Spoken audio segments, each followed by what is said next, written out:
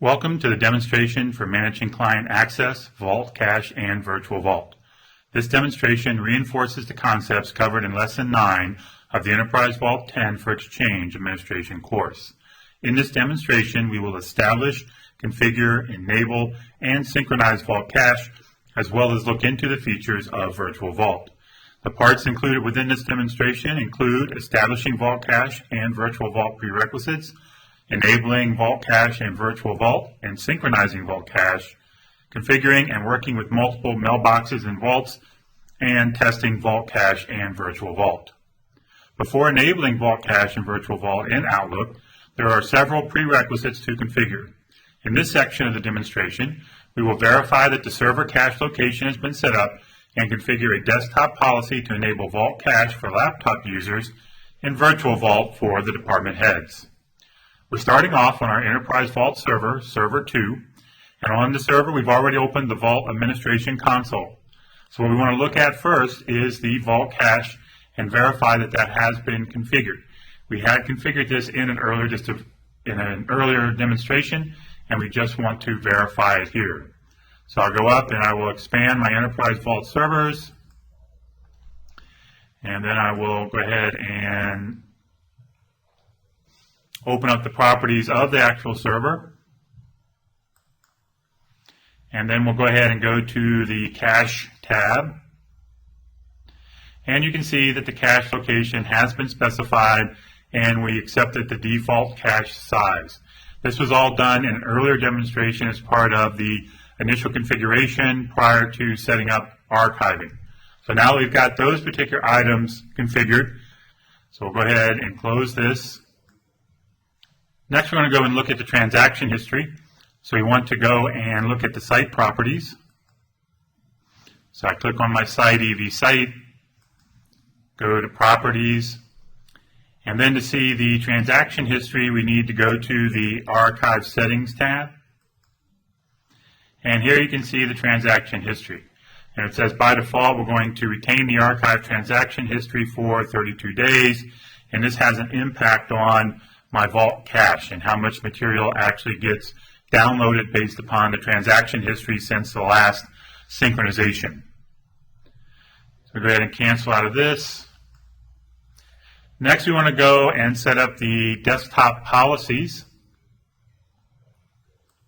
So we'll expand our policies, and then this is our Exchange environment, so we'll expand the Exchange policies, and we want to do the desktop policies. And the first policy we're going to deal with is for laptop users. And we're going to set up the laptop users to have access to Vault Cache, but not have access to Virtual Vault. So we'll go ahead and open up the properties for the laptop users policy. Click on Properties. And we'll go to the Vault Cache tab. Now on our Vault Cache tab, the first thing that we're going to do is to make the Vault available to, or make the Vault Cache available to the users. And you can see that once we place a mark in the checkbox for Make Vault Cache Available to Users, we get a prompt to make sure that we have the server cache location correctly configured. And we've just already checked that, so we can go ahead and click OK. And then the next option we're going to select is to allow our users to decide whether they want to configure the Vault Cache option. Then we're also going to come down, and if they do enable the Vault Cache, we're going to enable them to synchronize it from the File menu on the Exchange or Outlook 2010, and also on the toolbar. And then we can go ahead and click OK so we can save these changes. And now for our priority desktop policy users, we'll open up the properties of that. And we'll go to the Vault Cache tab again. We will select the option to make the Vault Cache available for users. Once again, we get the warning about having the server cache configured. So we go ahead and click OK for that. We are going to allow the users to decide. We're also, for this desktop policy, going to synchronize the Vault Cache, both from the File tab on the Office ribbon for Microsoft Outlook 2010, but also available on the Enterprise Vault tab on the Office ribbon. And then for people who are a priority desktop policy user, we're also going to give them the option to have Virtual Vault available. Also, because we know that some of the people who are in our priority group are going to be having access to other users' mailboxes, we're going to go to our Advanced tab, change our list settings from to Vault Cache, and we're going to scroll down and look for the setting, Synchronize Archive Types. By default, the Synchronize Archive Types is set to the default mailbox, which means you can only have Vault Cache and Virtual Vault for your own archive. But since we know that some users are going to have access to multiple mailboxes and archives, we need to change that. So we'll go ahead and click our Modify button, and we'll change it from the default mailbox to all mailbox archives. Then we can go ahead and click OK.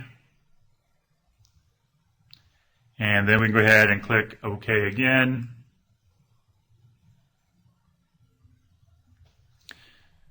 And we get the prompt that talks about the fact that we need to synchronize the mailboxes before our changes will take effect. So we'll go ahead and click OK to acknowledge that.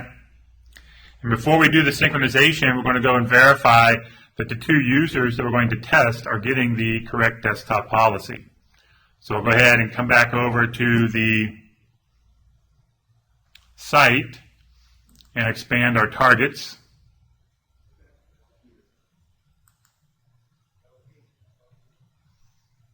We select our site, expand our targets, and under our targets we can select expand the exchange here, but we just have to right click on the exchange option and select display policies assigned to mailboxes. And the two users that we're planning on testing are Parveen Khan and Diana Palmer. So we'll start looking for Parveen, and then we can come down and click our Find button.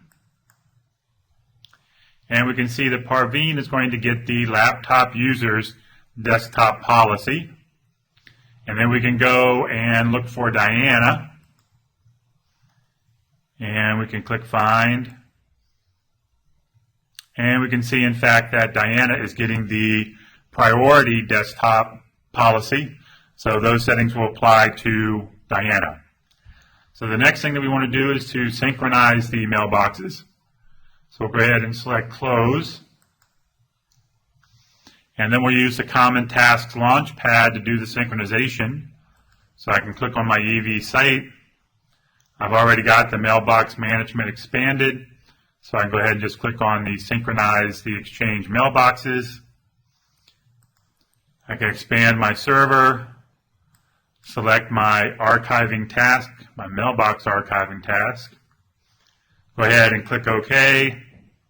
And that takes us to the Synchronize tab for that mailbox archiving task. I click my Synchronize button. We can see that the synchronization has been queued. So I can go ahead and click OK. In this section of the demonstration, we will enable and synchronize Vault Cache.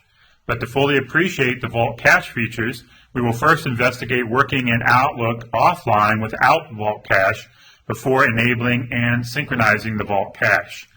Lastly, in this section, we will enable and synchronize Vault Cache for a user who has Virtual Vault enabled as well. So we'll switch back over to the client machine. And we will open up Outlook as Pecan. So Pecan only has access to Vault Cache and not Virtual Vault from their desktop policy. So we'll open up Outlook, we'll click our Start. Then we can go to All Programs, select the Microsoft Office group, select our Microsoft Outlook. And we'll notice that this is the first time we've logged in as Parveen Khan or Pecan, and they do not have the Enterprise Vault tab for the Office ribbon. So again, from previous lessons, we discussed that this is an issue because we're in Exchange cached mode. So we'll close out of Outlook and reopen it to force it to go and get the most recent updates to their Outlook environment. So we'll go back to Start again, select our All Programs a second time, select our Microsoft Office Program Group, select our Microsoft Outlook 2010. And now you can see that once it opens up, because we have changed the desktop policy for this particular user to give them the option of choosing whether or not to start Vault Cache, they are now prompted immediately upon opening up Outlook for the first time after they have gone past the cached mode items that have been cached, and they are prompted to set up their Vault Cache. Well, we don't want to do that right at this particular point in our demonstration because we want to see what happens if I don't have Vault Cache and I'm disconnected from my Exchange environment. So I'm going to go ahead and select the option Do Not Set Up Vault Cache. This will also show us that as a user, if we do not set up at this particular time, we can still come back and set it up later. So we'll go ahead and click our Next button, and it reminds us that if we do wish to set it up later, we can just go to the File tab on the ribbon, and then we can go down to the Enterprise Vault option under the File, and there should be an option for Enable Vault Cache. So we'll go ahead and click Finish. And now what we want to do for PCon here is to archive about half of the messages that are in Parveen's mailbox. So I'm going to go ahead and scroll down to the bottom of the list of the things that are in their inbox. And we'll select Chris Johnson here at the bottom to start off. And then we'll do a shift click up here at Chris Johnson Time to Vote to select this block of messages. And then we're going to go ahead and archive these messages. So I'll come up to my Office ribbon, select my Store option. And because this is the first time we've archived items, we do get the prompt about click OK to store the selected items in the Enterprise Vault. So we'll go ahead and put a check mark in the Do Not Show This message, and then we can go ahead and click OK. The items go to a pending archive shortcut, and then after a period of time they will switch over to the archive shortcut. Now what we're going to do is we're going to go ahead while we're still connected. You can see here in our status bar that we are connected to the Microsoft Exchange and all the folders are up to date.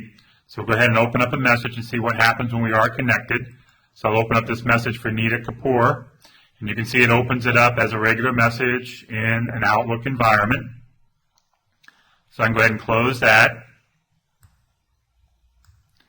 And what I'm going to do is I'm going to disable my network connection for this particular machine so that we can open it up or try to open that message when it's disconnected. So I'll come down to my network connections, select that I want to open my network and sharing center. We'll select the option to change our adapter settings, and we'll open up the pop-up menu and select Disable. So once I've selected Disabled, you can see that it is in fact disabled. So I'll go ahead and minimize this. Once I've minimized it, let's go ahead and try to open it. Well, actually, before we open it, let's come down to the bottom here. And we can see that we are disconnected. So now I'll try to open that same message again. And this time you can see that I get the HTML rendering, or actually not the HTML rendering, but the actual shortcut contents of that particular message. There is a banner across the top that says there was an error trying to load the item. If we click that particular banner, it comes back and tells us that the server name could not be resolved. And of course we recognize that that could be the case because this particular client is not connected to the network, which means it does not have access to the Enterprise Vault server. So we'll go ahead and acknowledge our error message. We'll go ahead and close this message. And now we'll go ahead and enable the network interface card again, the NIC, by coming over to the minimized dialog box, right-clicking on our local area connection, and this time we'll select Enable. And you can see that it's re-enabled itself back to our network and our domain example.com. So I can go ahead and close the network connections dialog box. And we're now ready to configure the Vault Cache for Parveen Khan. So we'll come over here to the File tab on our Office ribbon. And then we'll select our Enterprise Vault section. And you can see that we have two options, Enable Enterprise Vault and Configure. The Configure Vault Cache is, that's Enable Vault Cache and Configure Vault Cache. You can see that the Configure Vault Cache is grayed out because we've never enabled Vault Cache yet. So we'll go ahead and click on the Enable Vault Cache, and it takes us back to that same dialog box that we saw when we initially opened Outlook after getting out of the Exchange Cache mode or forcing a refresh with the Exchange Cache mode. And we do want to set up Vault Cache at this point, so I can go ahead and just click Next. The first option that we have to specify is an age limit for the items that are going to be downloaded. We do not wish to set that up at this point, so we'll just go ahead and leave that unchecked or unmarked, and we'll go ahead and click Next. We do want to monitor, though, the download progress or the synchronization. And so we'll place a check mark there, and then we can click Finish, and it starts monitoring the synchronization process. To see more details, I can click on my Details button, and you can see that we've never been synchronized, and we're currently not in the process of performing a synchronization because we're still trying to find this particular archive. After a certain period of time, it should come up and show you under the header synchronization, which again is the metadata cache synchronization section. And you can see that it has started synchronizing that. And then we have our content synchronization, which is the content cache download. And you can see that we have 27 items to download. We don't have any items to archive at this particular time because we don't have the virtual vault set up and we are not using preemptive archiving, which would allow us to need to go from the client back to the server to synchronize. We just need to download from the server to the client.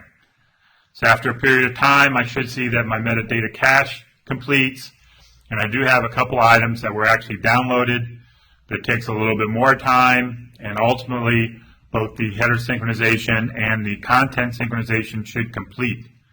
Now this has been time compressed for the demonstration here. We'll go ahead and click our Close button. And now we want to go and look at the different options that we have for configuring Vault Cache and to perform a manual synchronization. So I'll go back to my File tab on my Office ribbon. I'll select my Enterprise Vault. And you can see that the Enable Vault Cache is gone and the Configure Vault Cache has now been enabled. So I'll go ahead and click on that. And you can see that the Vault Cache properties opens up and it gives me a status, tells me when the last successful synchronization was completed, and also it gives us the option that if a synchronization is occurring, that we could suspend that synchronization, and we discussed that in the lesson. If I come over to the Details tab, I can see the details of when the last synchronization occurred, when the next synchronization is scheduled, and the status. So in that particular case, both of them were complete. And not only that, but it tells me how many items are currently in my content cache and the size of that content cache and the maximum size as it's configured. And we can go ahead and do a manual synchronization.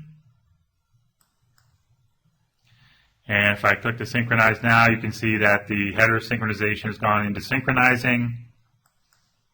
And then after some period of time, it should complete. So you can manually force a synchronization. And then we can go to our Options tab, and you can see here's where that 1 gigabyte was coming from. That's the default configuration. And you could change that size if you wished. And we also can set up how long we wish to wait after we've opened Outlook before we actually start doing the synchronization in the background. From the lesson, we talked about that we're going to use the background intelligent transfer service, or BITS, to perform that download and synchronization processes. So therefore, this determines how long we wait before that occurs. So now we've seen a little bit about how the the vault cache works. We're going to go ahead and log off as pcon and log on as dpalmer and look at the configuration for virtual vault. So I can go ahead and click OK.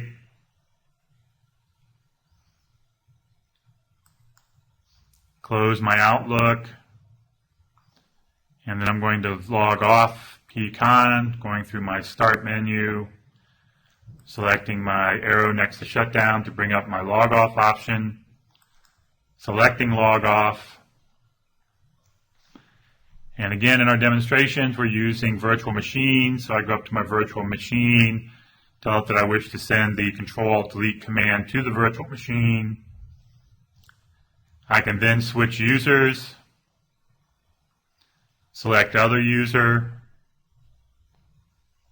and we're going to log in as Diana Palmer because she's getting the priority desktop policy. So therefore, Diana Palmer can enable Virtual Vault as well as Vault Cache. We've set those both up in that policy. So I type in the password, click my arrow to log in, and now we want to start the Outlook for Diana Palmer.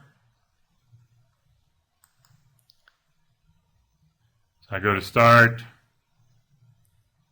my All Programs, select the Microsoft Office Program Group, select my Microsoft Outlook 2010. And again, in this particular case here, we can see that Diana Palmer has logged on. She has a Enterprise Vault tab on the Office ribbon, but we did not get prompted for the Vault Cache configuration. And again, that's because we are in Exchange cache mode, so we need to close and reopen Outlook. So I'll go ahead and close the Outlook. Come back down through my Start menu and start Outlook back up again by clicking the Microsoft Outlook 2010. And you can now see that we're going to be prompted to set up the Vault Cache. I do wish to go ahead and do it at this point for Diana Palmer, so I'll go ahead and just click Next. Once again, we will go ahead and leave the age limit unmarked. We'll go ahead and click Finish. We do wish to monitor the download progress, so we'll place a mark in that checkbox. Then we can click Finish. Once again, it's in the process of connecting to the Enterprise Vault server. We can click our details and see that it has connected now.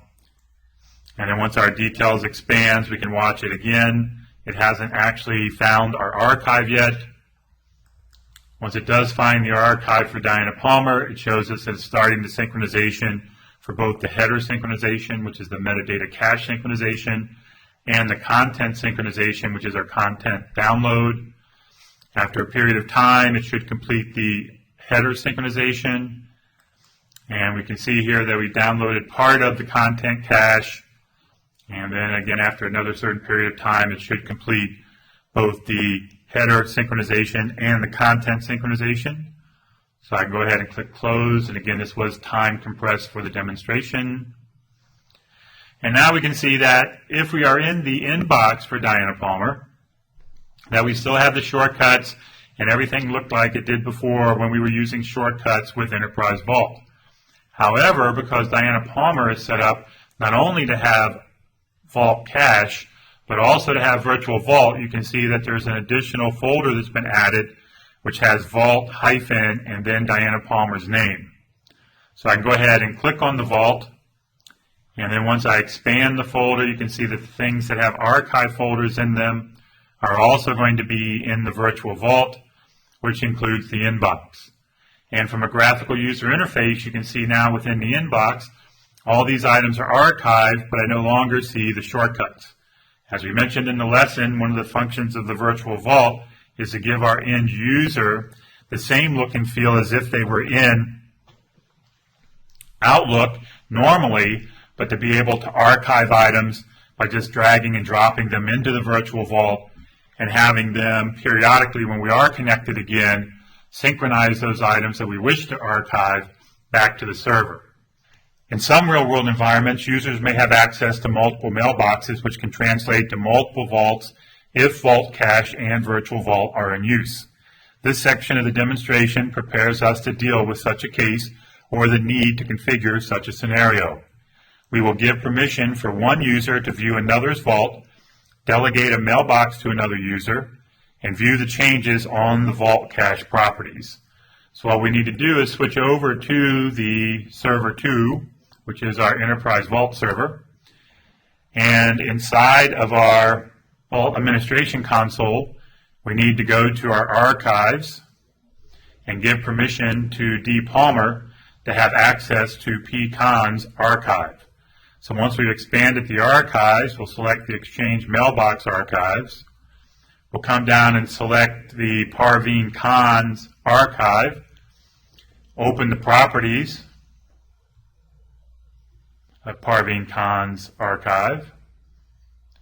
And once the properties dialog box opens, we want to switch over to the permissions tab. And then we need to come over and click the add option to add D. Palmer to the list. And we have to scroll down to find Diana Palmer. Once we found D. Palmer, we can go ahead and add to our list of names by clicking our Add button. Then we can go ahead and click OK. And then for the permissions, we'll manually set the grant permission, which will give us read, write, and delete permissions on that vault. So I'll go ahead and click OK so I can save those changes. And now to continue on the process of being able to have access to multiple mailboxes and vaults, I need to switch back to the client again. And I need to log off D. Palmer and log back on as PCON, and as Parveen, give Diana Palmer access to my mailbox. So I'll go ahead and log off by starting on my Start button. Click my arrow next to Shutdown to open up my list of available options and select Log Off. Again, from our virtual machine menu option, we'll select the option to send the Control-Alt-Delete command to the virtual machine. We will switch users, select Other User, type in PCON's name and password, click our arrow to log in, and now we need to open Outlook. And again, Parveen is going to give Diana access to all of her mail items. To do that, we're going to go to the File tab on the Office ribbon. Under our Info section, we'll come down and select the Account Settings. And what we wish to do is to Delegate Access. So I select the Delegate Access option. And then I can click my Add. And we can select Diana Palmer.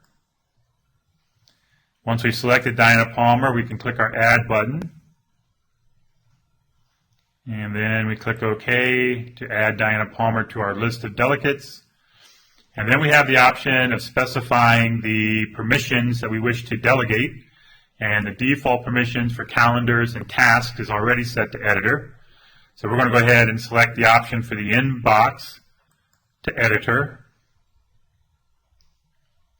And we'll select the option for contacts and change that to editor.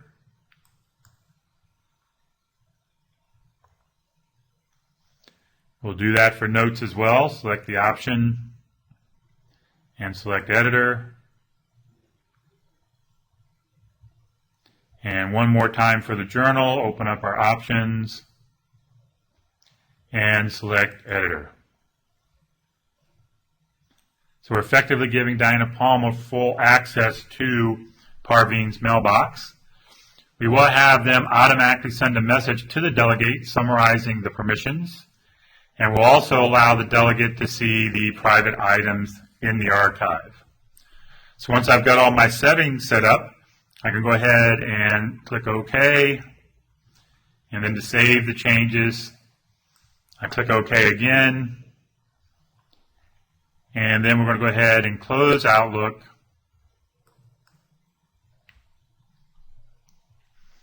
And we're ready to go and add Parveen Khan's mailbox to Diane Palmer's Outlook profile.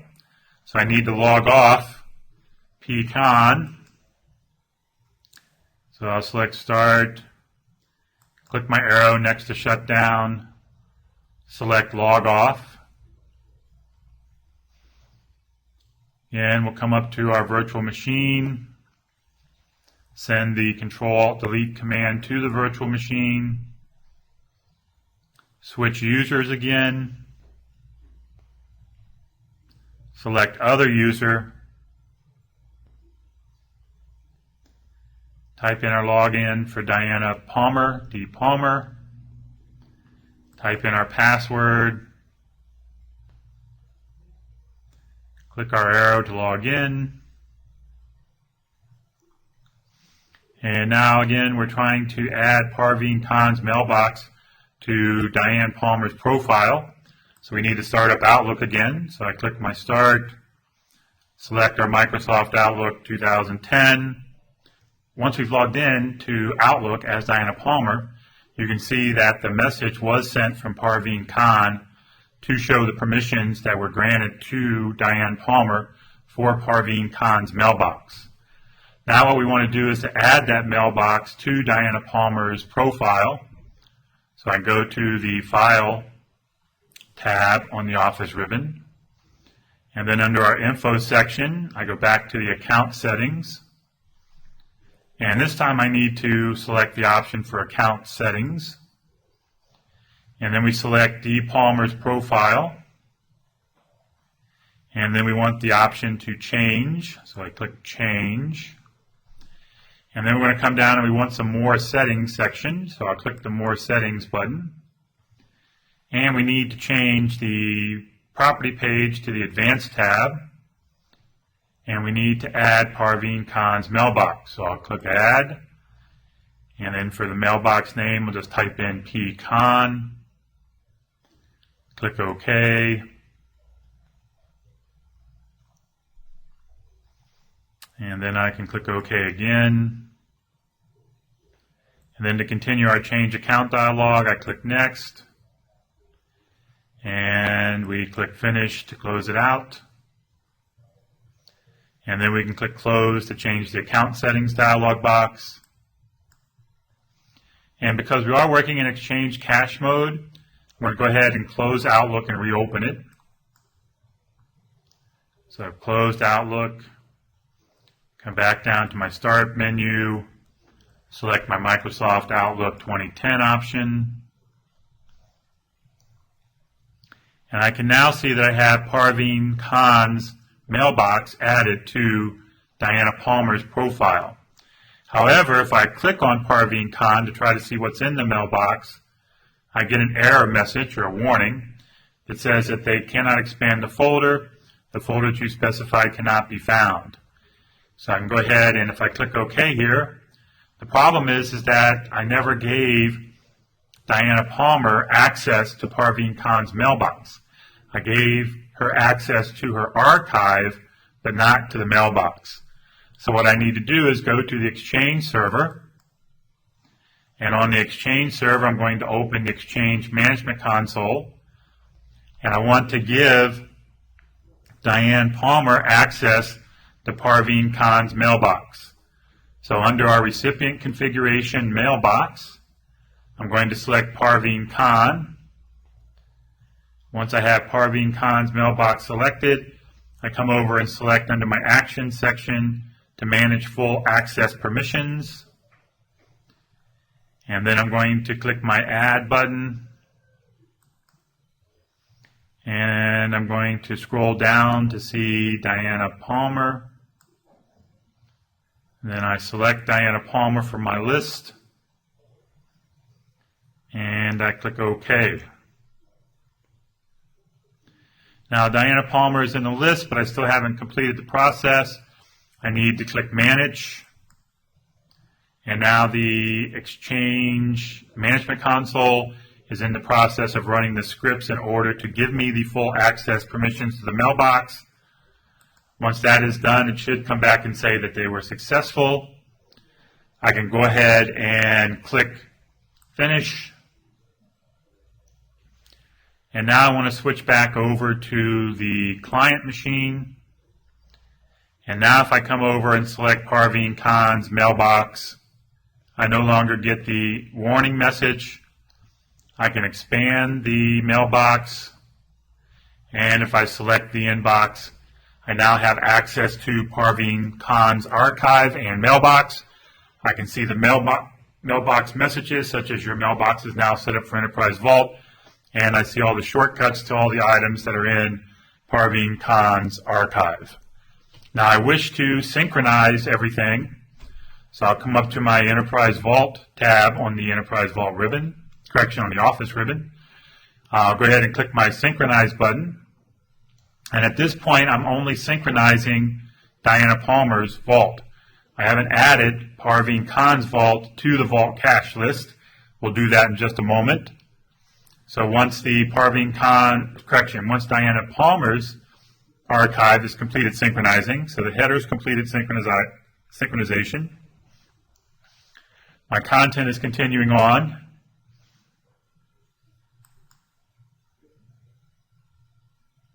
And it is synchronized. And go ahead and click Close. And we want to add Parveen Khan to our vault cache. So to do that, we're going to need to configure the vault cache. So I'll go back to my File tab on my Office ribbon. I'll go ahead and click on Enterprise Vault. Select my option to configure the vault cache. And now it's changed slightly. Prior to adding the access to Parveen Khan's archive, I only had 3 tabs: Status, Details, and Options. But now that I've added Parveen Khan to my list of available vaults to have access to, I now have a Vaults tab and a Virtual Vault tab as well, because again, Diana Palmer's desktop policy gives her access to having virtual vaults. So we just want to set up the vault cache for Parveen Khan. So I'll click on my Vaults tab. So I clicked on my Vaults tab, and I select Parveen Khan. And then I go ahead and click OK. And it says that we've added an additional vault to synchronize with your vault cache. Do you wish to synchronize now? We'll go ahead and say yes. And now you can see that it is synchronizing both Diana Palmer and Parveen Khan. So as I watch the process go by, it completes the header synchronizations for both, and I still have 25 items to download from Parveen Khan's. Once that's complete, I can go ahead and click Close. And now if I come over to my list of things that are visible, not only do I have Parveen Khan's mailbox, but I now also have a vault for Parveen Khan. So if I scroll down and select Vault for Parveen Khan, I can scroll down and all the things that are archived for Parveen Khan will now be available. So once I've selected Parveen Khan's vault, and I come and select the inbox, I can see the items that are inside the inbox through the virtual vault for Parveen Khan. And again, you can see that I no longer see the shortcuts, just like I didn't see those shortcuts for Diana Palmer's vault as well. So I have that same virtual vault interface for Parveen Khan. Now what we're going to do is we're going to disable our NIC and test out our vault cache. So I come over and click on my network interface card, select my Open Network and Sharing Center, click on my Change Adapter, select the local area network connection, select the option to disable that. Once it's disabled, I'll go ahead and just minimize this dialog box. So I'm going to scroll back up here and select Diana Palmer's inbox. And we'll attempt to open Parveen Khan's delegate message here. And you can see that I can't open it up even though I am disconnected from Outlook.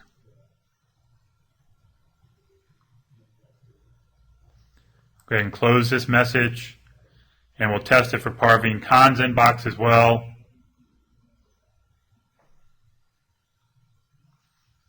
And we'll try to open the administrator test 2 message, and you can see that that opens up as well. I can close that message, and I'll go back to Diana Palmer's inbox. You can still see that I am disconnected, so we need to reconnect again. So I'll select the network interface dialog box that I have open. Open the pop-up menu option, select Enable. And then once it's enabled, I can go ahead and close that window. And that brings us to the end of this demonstration.